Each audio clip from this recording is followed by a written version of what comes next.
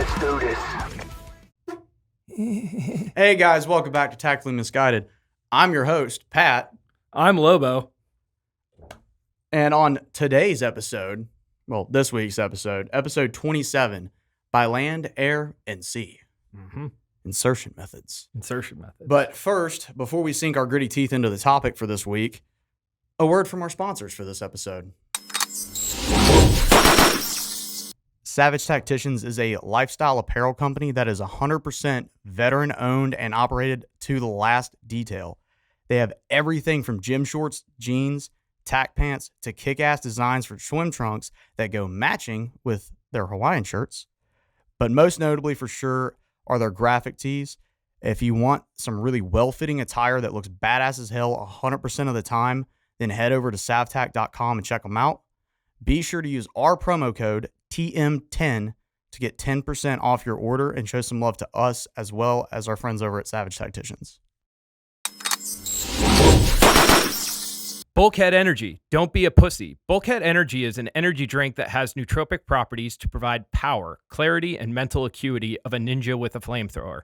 We can roll the dice on gas station boner pills or a parachute pack job, but we shouldn't gamble on our energy drinks. Be the reason it takes multiple officers to arrest you. Piss off that liberal college professor. Run that belt until the barrel starts glowing on that machine gun. And show the world that drywall never stood a chance. No one gives a fuck about your shitty day. Down some Bulkhead Energy and get some. Now on to our regularly scheduled fuckery, ladies and gentle dicks.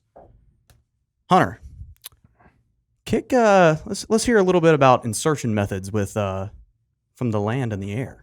From land and air. So that's your field. That's your wheelhouse. Since the beginning of time, we have always tried to get our forces that are going to engage in combat to the actual fight. And starting off, it was just basically being foot mobile. Then with the advent of machines, we were able to go to the sky. It really hasn't changed. The question is, how do I get my troops to the battlefield? How can I get them in and how can I get them out? And situation dictating on how. Exactly. So we saw everything from the Roman legions where they're walking around on foot carrying everything to horseback.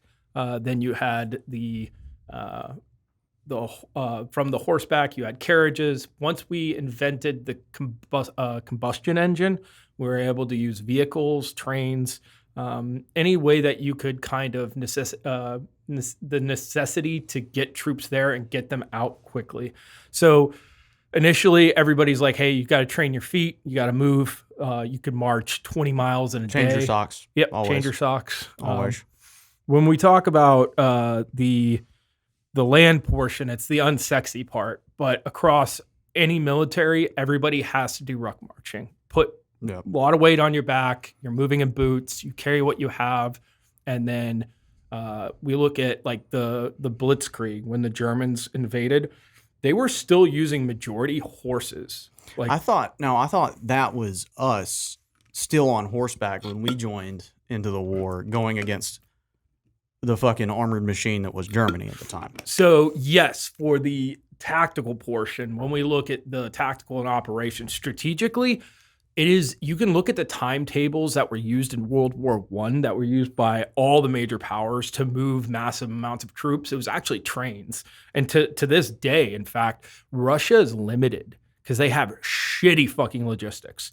Whereas we have about 1 to 4 for every 4 infantrymen, there's 1 supply guy. Yeah. For every infantryman, there's 4 supply guys. Russia is every 12, they have 1 logistician. They actually still move their troops on trains, and that's why they're so susceptible to sabotage, and their tactics are very predictable. But when we talk about the land aspect, to this day, we still use like what they considered a non-standard traditional mode of transport. So you can still, to this day, find the equine courses like SF and MARSOC still run mule packing and horses. They'll, like, you can go to Bridgeport, and then there's some places in Texas. And then sometimes elephants, right? Yes, sometimes elephants. A quick story. We were in Thailand doing a JSET. We were there for almost 4 months. We were working with the Royal Thai Force Reconnaissance. They were part of the Thai Marine Corps. professional, very well put together unit. They're all volunteers. They're all jumpers. Those dudes are crazy as fuck too. No, they were. I've seen them with our tracks that we sold to them. It depends, but for the most part, they're professional at least. Unlike a lot of militaries where you have a lot of conscription, Thailand has a lot of conscription. So we were sitting there and we decided, we wanted to do a proof of concept. So, one of the most interesting stories is listening to how the SF operators in the initial invasion of Afghanistan were using horses and mules to literally move about with like their computers, and they even brought like their laser books and shit, laser designators, all that stuff. So we did a proof of concept, and we actually we were at a bar and we found a picture on the interwebs, and it was a Marine with some sort of water-cooled machine gun on top of this elephant. And we were like, oh, it's Thailand. There's fuck tons of elephants. So me and another guy wound up, our joint mission commander called a elephant farm, I guess you could say, but they like rent a fucking elephant. And these ones were for Enterprise. We'll pick you up. They were rentable and they were used in Hollywood sets for war movies. So the cool thing about this, and people don't realize how intelligent elephants are. Like they will remember you, and they're not stupid. They have a better memory than my ex-wife. So we wound up going out there, made contact with them. We approached them saying, hey, we would like to use them. Insurance was involved. We got them to bring them out. They brought their handlers with them. So at first we decided to say, hey, we're going to take this organic drop capability. So anything that a team would have to push out an aircraft, that's all you get. You don't get anything fancy. All your batteries, all your equipment. We used we were able to size the cargo netting for the back of the elephant. And we could put Pelican cases, rifle cases, ammunition boxes. We actually created a Casevac platform on top of this elephant. You could put 2 casualties on there. And it was the easiest jungle movement I've ever done in my life, because elephants can just basically create their own fucking path. Yeah, because they're like the size of the forest. And as long as we set the route up where they could get water, that was the only downside. Is they had to drink a lot of water, but they could eat almost anything. We brought a lot of bananas with them. So we did this initial concept. We packed everything out, put them on the elephants, weighed it, made sure it was good to go.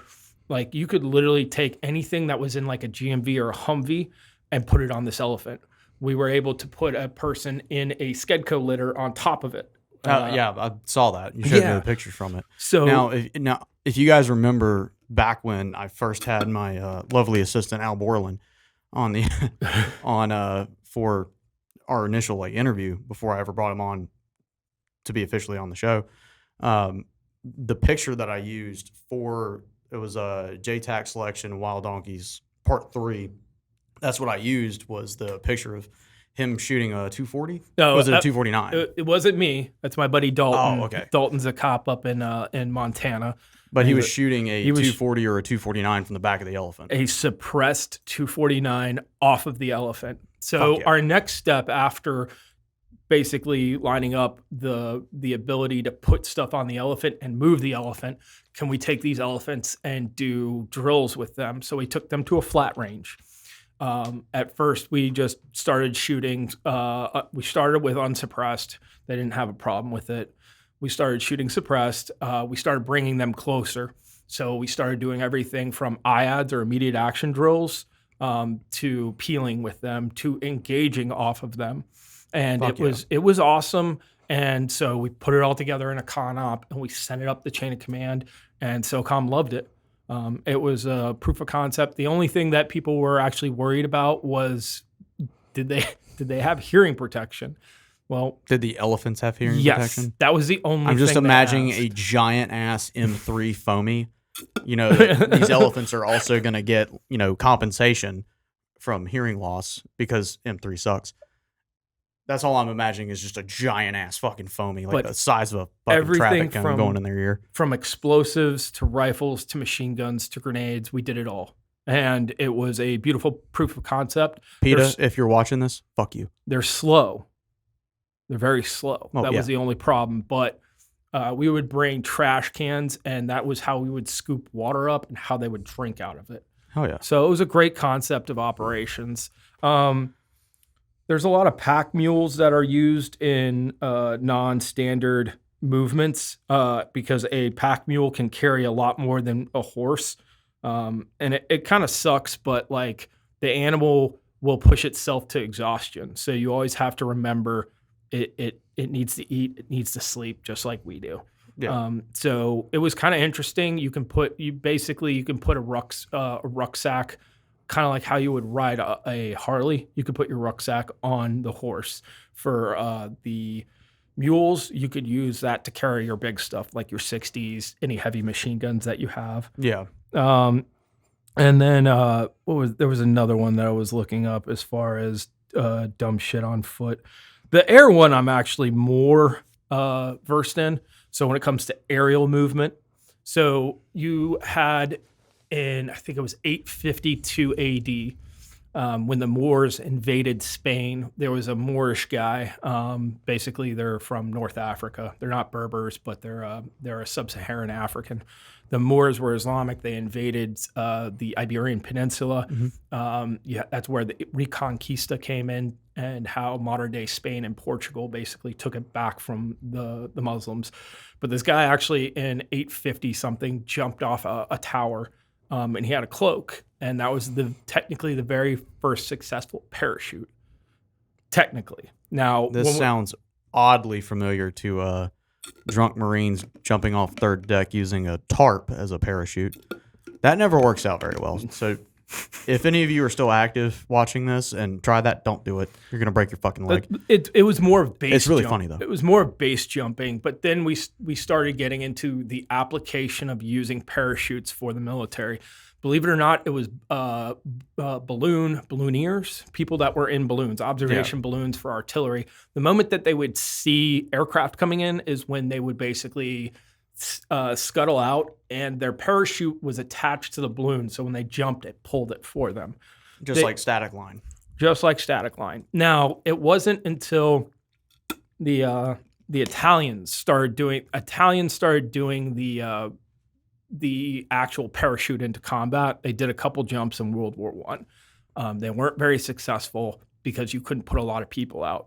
Believe it or not, it was the Russians who started parachuting or airborne.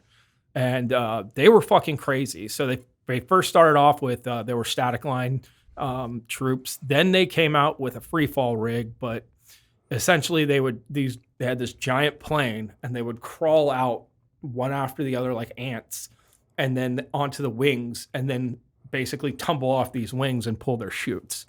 That was the first mass tactical movement of troops. Then they tried doing really dumb shit like, can I cast? Like casting, helocasting is a method of using like a helicopter, and you basically just jump out, and it's in water, of course. But they were casting guys into the snow from planes, which, it's the Russians. They're fucking crazy. They yearn for like death's embrace. So they were fine until they like hit rocks that were under the snow. So you either were pretty busted up or fucking dead. Fucking just land completely wrong and schwack your head on a sharp ass rock that's underneath the snow. Yeah, that's fucking genius. So we came up with multiple different ways of inserting by air. Traditionally, it was airborne operations, which is just static line. So you can jump. We like to jump with reserves because 2 is 1, 1 is none. Combat altitude jumps are about 475, just under 500 feet, where you technically don't need a reserve because you're not going to be able to use it. Yeah. So they were able to do. If your main doesn't work, you're fucked. They were able to do that. Hello, sweet embrace. You're just gravity's gonna. It's like the little. It's like the little guy from the Mario movie. Mm-hmm. The little fucking flame. So what you would have is, because I'm a cast master and I'm a jump master. A cast master, basically, in helicopters, you would let dudes out. So what we'd do is we put boats up there, put all our shit in the boats. Sometimes you had Pelican cases, but you would shove everything out, run out after it. And it's silly because all you see other people doing it, and they just have fins in their hands. Like, we would use it as a method to get the boats closer. So say we were on a ship, we would get everything onto these helicopters, and then we would go insert about 12K off the coast, and then we would roll in from there, which is great. But when you're talking about a cast master needing to know what he's supposed to be doing and doing it well, sometimes it's a very dangerous thing, because the rule was, and it's not a fixed rule, but it was 20 and 20 knots at 20 feet. Now I can go 30 feet at 10 knots. I can go 10 knots it's basically, it has to add up to 20 and 20. Yeah. So I can go slower and jump higher. But the problem is everybody wants to push the envelope on these things, and they'll try casting into rivers. Horrible fucking idea. You just basically have to have some depth in there. And we would train by using pools. So you would throw your ruck, and it would be tethered to you. You had your rifle, you would hold on to the rifle and cross your legs. A lot of guys would also hold on to their fins or clip them in. When you got in the water, your ruck's going to float, so you're not going to drown, but then you would put your fins on and basically get your ruck to the boat, or most of the time they were actually clipped into the boat on the inside of the gunnel tubes. So casting's pretty cool. Jumpmaster, because I went to Jumpmaster Army school, it was actually a really difficult school. Like it's 3 weeks, and the attrition rate is fucking ridiculous. It's like a 20 to 30% pass rate. And people will say, oh, that's keeper of the badge. You're inspecting parachutes, and people's lives depend on you. It was a very difficult course, because you had to memorize about 9 pages of size 12 font. And it had to be verbatim. You had to act it out while you do it. I was going to say, yeah, you fucking lost me there. There's a reason I wasn't so good at UNCW. Well, static line. Words? Nah. Static line came about and was used quite a bit in World War II. The Germans used it. Their paratroopers were part of the Air Force. So they would parachute with, they'd throw their equipment out, and they only carried like a pistol, sometimes a submachine gun. They would land on the ground, they'd run over, pull their guns out. Probably one of the most famous two German airborne operations is when they decided to hit this. It was a Belgian fort. It was a big fort, and they had commandos glider in and parachute in. They went up there with limpet charges, and they destroyed it. It's in Admiral McCraven's book, Spec Ops. It's great. These guys were trained for this simple operation. There was no really crazy moving parts. Then you look at the Germans when they invaded Crete. They used paratroopers. The problem is they should have lost, but the Brits were so incompetent, they actually won. So you have static line. Static line, you don't want to go too high up because you're at the mercy of the wind. You can't steer. You can turn. And then along came, after doing all the static line for years and years and years, in Vietnam, the first combat jump for Halo, high altitude, low opening, was done in country by an SF guy. So the difference between Halo and a static line, or should I say low level static line, because there is static line you can do with a free fall rig, but low level static line, 3 weeks at Fort Benning, you're just basically bruising your ass for fucking 2 weeks, and then you have jump week, and you'll jump out of the plane I think 5 times. And that's how you get your qual. You get your lead sleds. At which point, I didn't really give 2 shits of where I was doing. I cared about what I was doing. So when I could get on an SR team or a DA team, I would do that. But when it came to insert methods, you also had a dive team, you had a free fall team, you had a mobility team. Everybody across the board was at least airborne qualified and scout swimmer qualified. And I don't want to jump into the amphib portion, but being a swimmer sucked ass. But what we would also do is combine the two together. So we'd jump out of a plane into the water and then swim in. Yeah. It's a good idea on paper, but it's fucking exhausting. And you're wearing a wetsuit, and a whole multitude of things can go wrong. So by the time you actually get to your fucking objective, you're if you're not fucking winded. Yeah, at least. If you're not drinking, well, you'll go down because you're sweating so much and you don't realize it. Especially if the water's super cold and you're wearing rubber. If you get out there, you have to take that shit off. So a lot of guys will be like, "Oh, I just won't wear that, so it'll make me faster." And then they're in the water and they're borderline hypothermic. So static line, one of the older insert methods, and then we started using free fall rigs. And free fall rigs are different in that you're not doing a mass tactical exit. You can dump like 60, 90 dudes out of a plane on airborne with static line because they're all just clipping in and running out the side. They can carry a lot of weight, but again, they're at the mercy of the wind. Yeah. Free fall is a little bit different. Free fall, I went to free fall in Coolidge, Arizona. And there's a bunch of different ways to set the rig up. You can do a hand-deployed pilot chute, which is what you see a lot of civilian skydivers do. So essentially, they'll reach down, they'll pull out, it's a little piece of PVC pipe with a small pilot chute, and that will open and that will pull your rig out. Then you have what's called delayed drogue, self-set delayed drogue. So self-set drogue is basically a mini parachute. It's a little bit smaller than this table. And what you do, and this is mainly because you have so much combat equipment on you that you're falling so fast before you get to your pull altitude, it slows you down. Because it's kind of weird, but you would think, oh, I can just pull when I get out of the plane. At different altitudes, there's different wind directions. So you want to calculate, and you want to calculate your offset so that when you fall out of the plane, everybody pulls at the right amount of time and you all can get on the right heading, and you basically stack up.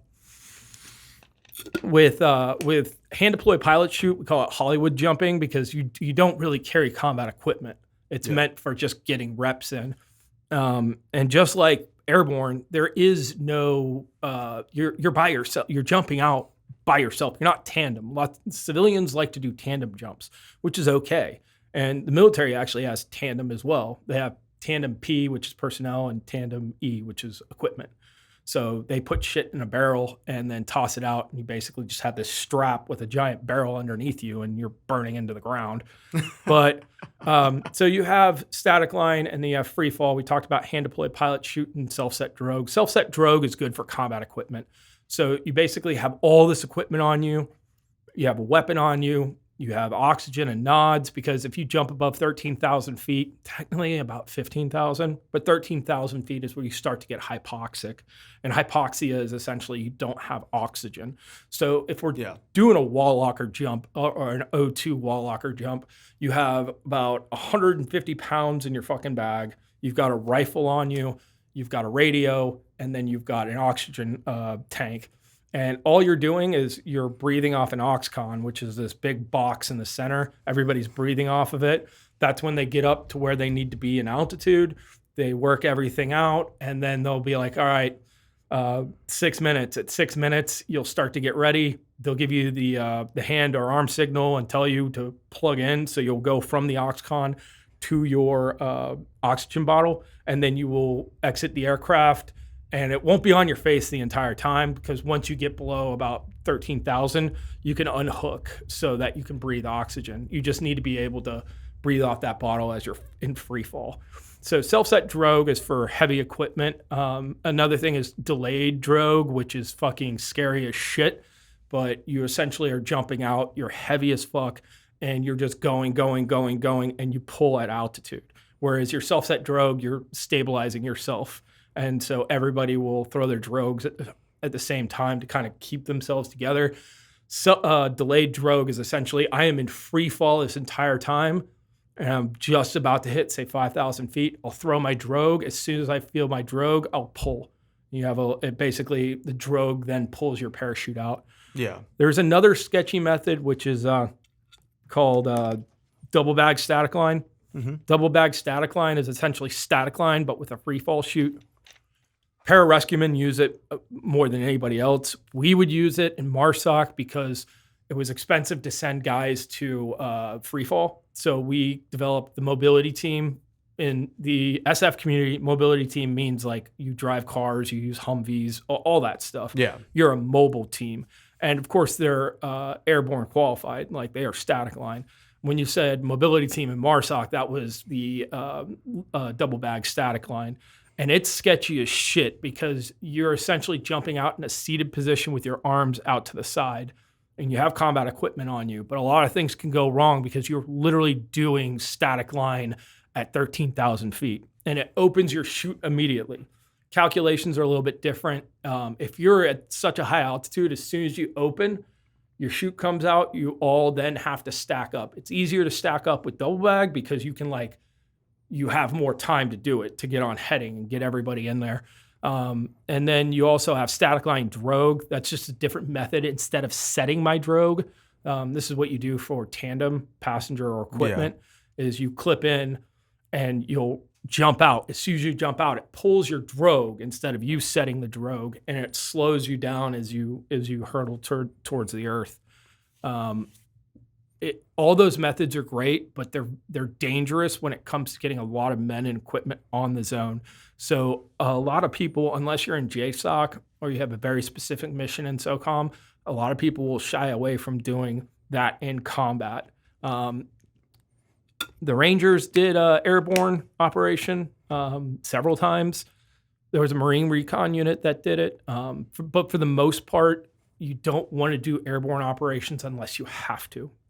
Now, you can do clandestine missions. Like a lot of DevGru really likes to use their insert method in Somalia. A lot of planning was put into this mission. They wound up executing a perfect insert via halo jump. Yeah. And they completely fucked their mission because they spent more time on the insert method than they did actions on the objective.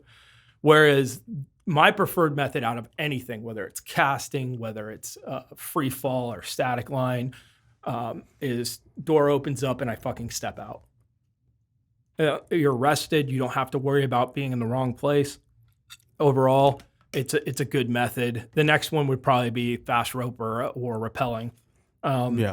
Fast roping, we've all seen Black Hawk Down. I was just about to mention that. So Black Hawk Down. Fast roping is they have different sized ropes. I think the longest one is 90 meters. It's a giant ass rope. But the problem with fast roping is you're at the mercy of the amount of equipment. So the most fast roping I did was onto ships. We'd have a ship underway, it'd be going.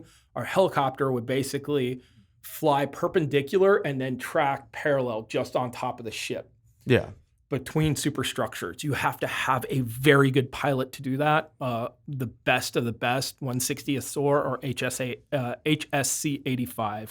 HSC-85 is basically the Navy's premier helicopter squadron. Fast roping is great. The problem is it's misused a lot. So the guys who infilled during Operation Red Wings, they used a fast rope. They didn't bury it. They didn't even try to hide it. They cut that rope when you're done.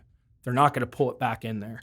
Yeah. Now, if you're not doing that, say you're hitting a ship like we would call it a half BAF, helo assault force, boat assault force. And I won't get into the boats, but we would essentially take this ship. We'd get a foothold by getting a boat up next to it and getting shooters on there.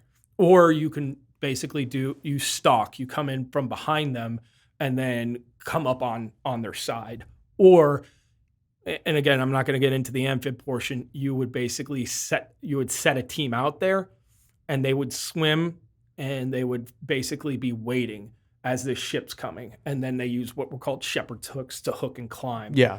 So once you got your shooters on a ship, you would then bring this helicopter in and dump a lot of your guys that can't carry stuff. So a lot of dogs, a lot of equipment, thermobaric torches, quickie saws, which is basically a giant chainsaw that can cut through steel. It's a good idea, but the problem is, like I said, you're at the mercy of how much you weigh. Fast roping on a boat, the rotor wash is soaking that rope. So it's slick as fuck. There's no locking out. You hold on as tight as you can. You can't lock out like you would for a helicopter insert with a fast rope on like land or a building top. So you would have like all this equipment that you could lower down so you could clip it in, and they would use an extractor. Basically, it's like a winch. And so you'd be putting them out, and then the winch would drop down like your heavy ass equipment.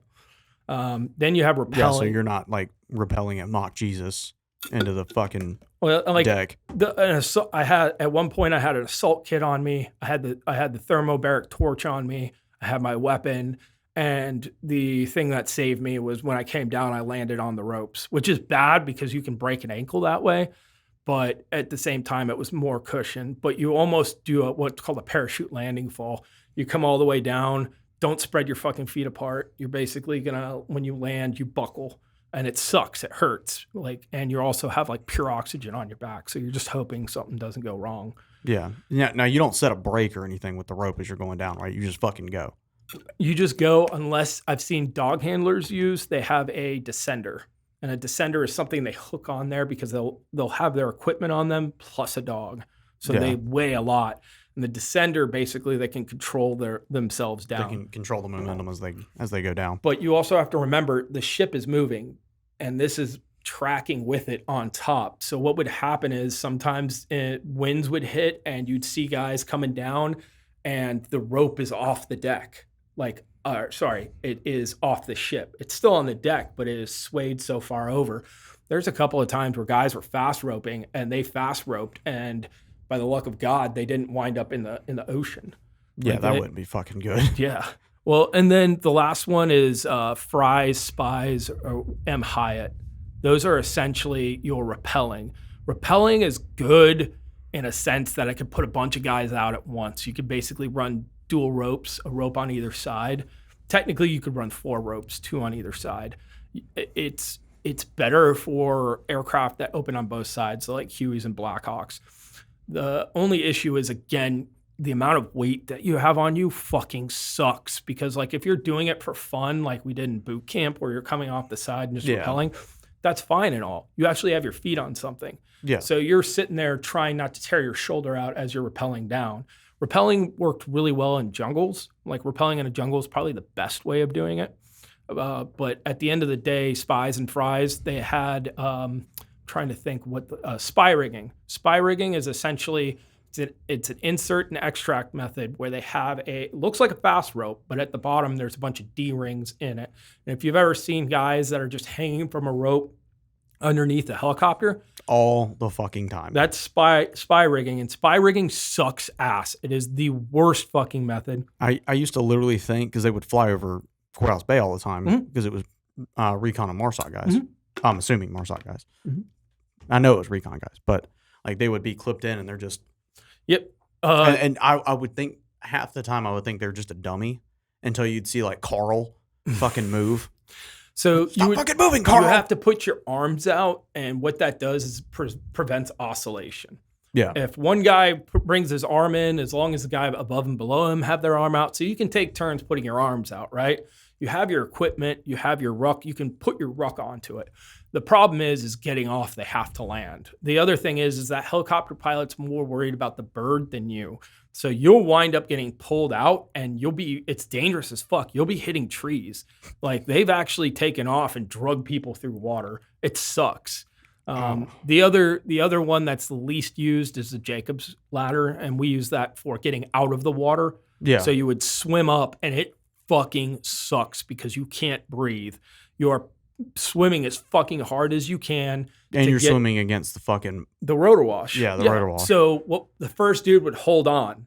And then if you had there are these little bottles that you would carry on the side of you. You have to wear them if you're going over water. It basically gives you about a minute to a minute and a half of oxygen. It's like a little a rebreather. It's a Hab D bottle. So the first 2 guys would throw their Hab D bottles in their fucking mouth and bite down and start breathing. And they would hold on to the rope so that you made a human chain. And then you would basically crawl on top of them in the water to get to the Jacob's ladder. And then climb up. And it was fucking miserable because you can't breathe. Once you get in, they have to pull the ladder back up. But those for the gist of inserting. When we look at some of the other weird methods, there used to be gliders. Gliders essentially it would be attached to a plane. That plane would have paratroopers in it. They would cut the gliders. Gliders would go down, and as they like circle back, then they would drop their jumpers in there.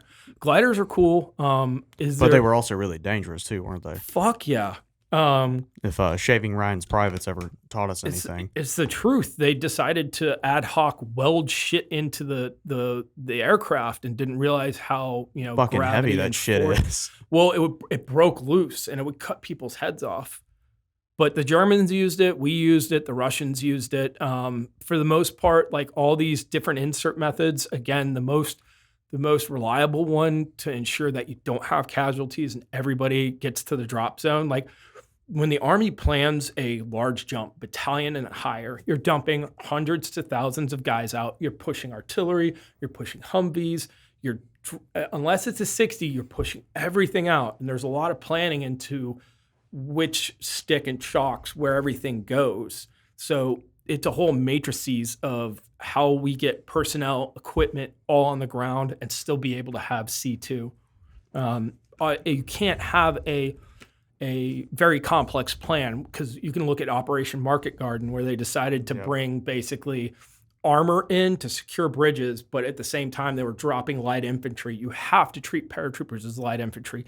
They cannot sustain themselves for more than, I would say on the safe bet, 24 hours. Yeah. So they have what they have, and they basically, you have to drop them adjacent to their objectives. If you're doing a halo with a small team, you'll do an offset. You'll do, for helicopters, it's about a 7K offset. If you're free falling, it can be more or less depending on line of sight or how sound travels, because you don't want the jigs up when they hear helicopters and stuff. But if you drop somebody far off, you'll drop them, they'll parachute in, they'll land, they'll cache all their chutes, and then they'll start on foot to the objective. We use 7K and 5K as an offset when we were using vehicles sometimes. So we'd roll up and we'd get adjacent to the objective. We would mask our sound signature with mountains or whatever, and then we would start to literally move on foot 5 to 7K in to go do a raid in Afghanistan.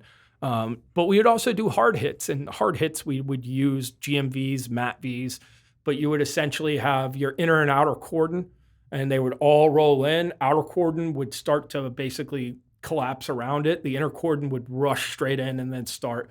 We would always L-shape. So we would L-shape, but it was difficult. It's like, when do I balance my outer cordon with my inner cordon so you don't get friendly fire? Who's doing what? But at the end of the day, like I said, my favorite insert method is door opens and I step out. It's difficult to do in today's modern technology in the field because they can blow up your vehicles. There's fucking mines everywhere. You're at the mercy of whoever's driving. So anytime I had a team guy driving, I felt safe. Anytime, and I'm not talking shit, anytime I had a support personnel, because they don't understand what you're about to do. They're like, oh, I have to drive this guy. If it's a team guy, he's like, man, I need to make sure that they can get to where they need to be. And I can't just say, well, this spot looks good, because you can really fuck up a raid by putting guys out where they're not supposed to be.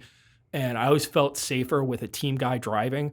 Whereas if it was a support guy, I literally was like a nagging grandpa. I'd be like, well, no, go here. No, push up. Yes, they're shooting at us. Go forward. We're in a fucking bulletproof car. Keep going. And it got to the point where, like, as a turret gunner, I kicked one of our drivers one time in the head because I was like, what the fuck are you doing? Put it in drive. Move. We're completely in the open. Wake the fuck up, Daisy. Exactly. Fuck Daisy. I think I covered quite a bit of it. Maybe there's some niche ones out there like Skyhook. That's really only for an individual. You basically inflate a balloon and this thing grabs you. It's kind of dangerous. That's why we don't do it. I think that was in one of the Batman movies. That's a great example. Mm-hmm. All right. We're going to move into by the sea now. Amphibious assault. So those of you that know or don't know, my job when I was in was 1833. I was an AEV operator. So essentially my specialty was amphibious assault, at least for that platform, that area, right? So like you had mentioned, logistics. It's very important, right? Oh, yeah. So in the earlier years of warfare, this was always the preferred method of invading a country during time of war, so that you could mass all of your forces at once onto the shore of any of the given country that you're planning to invade. When we think of this, we tend to think about like the 20th through like the 21st century.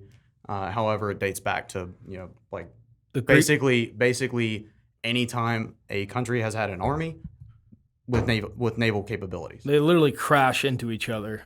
Watching the Greeks and Romans fight, they would literally it was like a floating battering ram. They would crash in and dudes would board other boats, but they would just crash in. It was kind of like a one-shot disposable use. Yep. So the intent behind such a massive undertaking is that you can move all of your troops and equipment to the shores of your enemy in waves. sustained effort, basically. So you'll have like first, second, third, fourth, however many ways it takes to get everyone on successfully onto the beach. Where was I at? So this is not achieved lightly. It comes with step-by-step planning to the last logistical detail, which we would call H-hour, which is very important. Mm-hmm. So though I'm not going to talk in detail about every amphibious landing that's been performed, I will speak about, my platform, right? And like the stuff that I was versed in. Though I never hit a contested beach, we did several back-to-back joint operations with, combat engineers, grunts, air. Like we did as if we were doing an actual invasion, right? So many of you know the tales from the Pacific Theater and the European Theater of this very piece of art being painted during World War II. First, you have the naval element. This is where your back-breaking gunfire comes from to keep the nips with their heads down. Why the AAVs launch from ships about 2 clicks out from the beachhead. While the Navy is keeping their teeth chattering, the AAVs get into a line of 12 vehicles just before the surf zone with about 3 or 4 other platoons doing gator squares out about a click or so out from the beach. Basically, once that naval gunfire ceases, that line of 12 tracks hits what's called battle speed, where you're buttoned up and you're punching straight through the surf and you're not fucking stopping and you're keeping on line. You got about a porthole this big in front of you and on each side, so you can use your peripheral to make sure that you're still lined up with everybody. And it's very important that once the gunfire stops, you're fucking hitting the beachhead, because that's what's keeping them from blowing your ass up with mortars and artillery. So this is what we call H-hour. Once the first wave hits the beach, we drop each track will drop their squad of grunts. They'll peel out of the back, and as they push forward, you're moving in succession with them, and you're their heavy support. Like you're their 50 and their 40, and you're moving in conjunction with them to each squad's and each section's objectives to secure that beachhead. Now, this is a very basic amphibious landing. This comes in many different forms. So you've got, contested beaches, you've got fortifications, minefields, shit like that. And one of the things that I actually did was operated the Miklik. So you would have 4 tracks that went ahead of everyone else. You'd have Miklik track and a chase, Miklik track and a chase. And those Mikliks, they would launch 2 lines of C4. So they would hit at the same time on line with each other. They would hit the very beginning of the surf zone, launch their line charges, blow a lane in the beach, and then they'd move forward again and launch the second charge and blow even further down that lane. And the point of doing that is so once those platoons hit the beach, they have 2 secured lanes to move through to get to their objectives. Like I said, every situation is different. I've done it with where the combat engineers came out and literally fortified the fuck out of the beach. You had, your barriers, you had, minefields in place, berms that they built up, and you had to blow those to blow a lane in. So that is the most prominent version of amphibious landings. However, because of today's technology, that's basically null and fucking void anymore. If you launch we'll say a platoon of tracks to hit a fucking beach, probably about a click out, you're going to get your ass blown up. We move way too fucking slow doing that. So really, the only thing that is used for now, say we were to go to war with a country that has a shore to it, we would use that as a method once the beach is already secured to bring all of the heavy equipment and shit in. Now, back in World War II, they used LSTs. Higgins boats first. Well, Higgins boats were European theater. Okay. They were also used in the Pacific, but we used tracks more in the Pacific because of the coral reefs. The Higgins boats would get caught on those about 100 meters out from the beach, like Tarawa, Mm-hmm. and they would bottom out and get stuck there and get blown the fuck up by mortar fire. tracks can just engage their tracks and crawl over it and keep pushing. It's like a combined, how we think of combined arms using Yes. multitudes. So you have your rigid hull inflatable boats, your ribs, you have your cricks, you have your AAVs, and you have your LCACs. So they're in the same fashion that we use combined arms, with direct fire and indirect fire, depending on where we're at, getting guys in to secure the beachhead or even dropping them in behind to at least start securing it. Like you were saying, an opposed beach landing in today's world is very difficult to do. Yes. And the amphibious vehicles can actually go into the hinterland, and then those minefields they can take out with those Mikliks. Yep. And which even now they're really not used that way anymore. Honestly, the way that it would be done now is you would have ABVs, which Marine Corps doesn't really, I guess. I don't know if we actually still have those with Combat Engineer Battalion since we got rid of fucking tanks, but it's a modified tank chassis that holds the Miklik on there versus a track having the Miklik system on it is literally used from the surf to blow lane. So that part would still be prevalent. But at this point, once we're hitting a non-contested beach, we're pushing all of our equipment onto shore anyways. So you would bring ABVs out, and the ABVs would push inland and blow the lanes, like blow minefields, berms, shit like that. So you could get those objectives that are inland. That's more or less what we would do now. Like I said, I'm not sure if Combat Engineers even still has ABVs because it was a tank. It was a modified tank chassis. So not really sure since we shit can that. Well, they now have a Tomahawk battery. They do. Yeah. Because you need to have something like that for they have taken away our ability to be expeditious, and they've replaced it with basically nepotism, which kind of sucks. But when we look at it, you say Marine, that's an amphibious strike force. It is a medium or light infantry unit that is going in as the spearhead. They're not an occupation force. They are basically to start strong pointing and taking objectives. And we've mentioned this because a MEU is supposed to be a 60-day self-sustaining force that is going to be there within 12 to 16 hours anywhere where a conflict happens. Yeah. That's why we have MEUs constantly on rotation. But you're taking away a lot of that capability now. And another thing with what you're getting good fit reps for those general officers. Oh yeah, fuck yeah. Of course they are. They're over here fucking blowing Joe hard.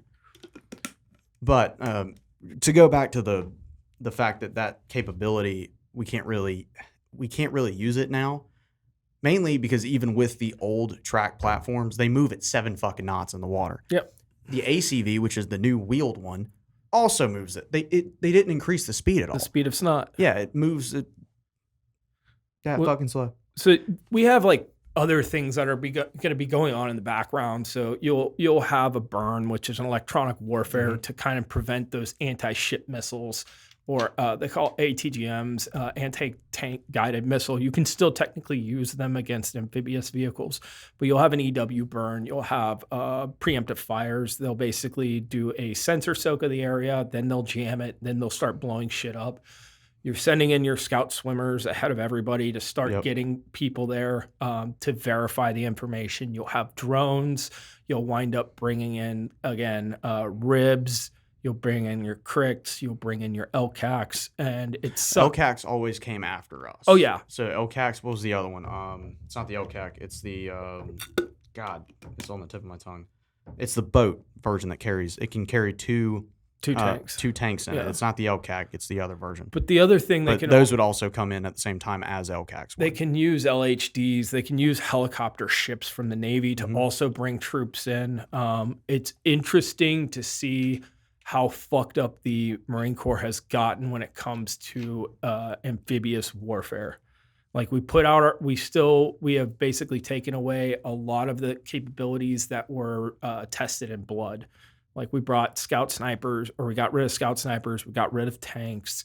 You're replacing a lot of your tube artillery with fucking rockets. It sounds good on paper. It looks good on paper. But when we look at it right now in Ukraine, which Ukraine has Odessa, from Odessa to Crimea, has a lot of area that you can use ships. But the Ukrainians have also been using anti-ship missiles. They sunk one of the pride and joy of the Russian Navy, the Moscow or Moskva or whatever. They took that. They took that out. Ukrainian special operation forces have been infilling in with cricks, using small boats to get in across, and they will link up with either partisans or they'll link up with deep cover units, and that's how they'll go ahead and do it. Yeah. All right. So I know that we didn't touch on every single method that there is for the by sea, anyways. But we can always pick that up and just kind of plug and play with it on another episode. But I think that's going to do it for this one, guys. I really appreciate everybody that's been watching, following us on the Instagram, subscribing to the channel. I've actually gotten a couple of messages from guys from my old platoon and guys that I served with that have seen what we're doing, and they really like it, and they tune into it every week. So, guys, keep tuning in.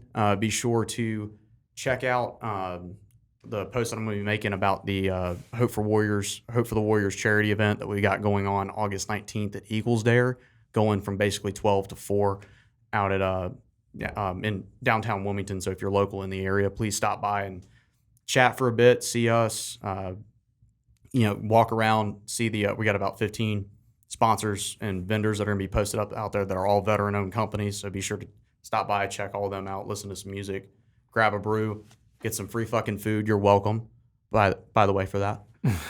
Thank me for my service. Thank me for my cervix. That's coming out of my pocket, guys. But anyways, appreciate you guys watching. For the next episode, we're going to do we're planning to do another interview. So definitely check that one out. It'll be the first interview that we're doing in the new studio. So I'm excited to see how that goes. He's a handsome lad. Our interviewee. Our interviewee. He's a very handsome lad. Very handsome. He doesn't need one of the muscle shirts. He is the muscle shirt. He's cock diesel, bro. He's cock diesel. Sorry, Mark, if you watch this one. Bulkhead Energy, try it. I'm not trying to fluff it up. It is as good as it is. It's got nootropic properties. I absolutely love this product. I drink it outside of the studio. A lot of people with their sponsorships will be like, "Oh, try this thing," and then they won't actually. They won't fucking use it. I gotta say, 10 out of 10. It's just a little bit below pre-workout as far as how it gets your brain firing, but you're on all cylinders. It's great. Oh fuck yeah! I've been drinking the fuck out of that shit at work. Hell yeah. Way too much. Mainline that shit. Fucking show drywall that it never stood a chance. So we got a hottie with a body coming in for the next episode. Yes, sir. It's gonna be a good one, guys. So like I said, thank you for watching. Be sure to like this video, like all the fucking videos, and hit that subscribe button, hit that little notification button while you're at it too, so you know when we post something new. And definitely follow us on Instagram too, so you can see the reels and the shorts and the promos that I post up there for the episodes and little teasers for things. So, guys, as always, it's a business doing pleasure with you, and we'll catch you on the next one. Peace in the Middle East. If it's stupid and it works, then it's not stupid. We'd be out of a job. We'd be out of a job. All right, thanks, guys. Let's do this.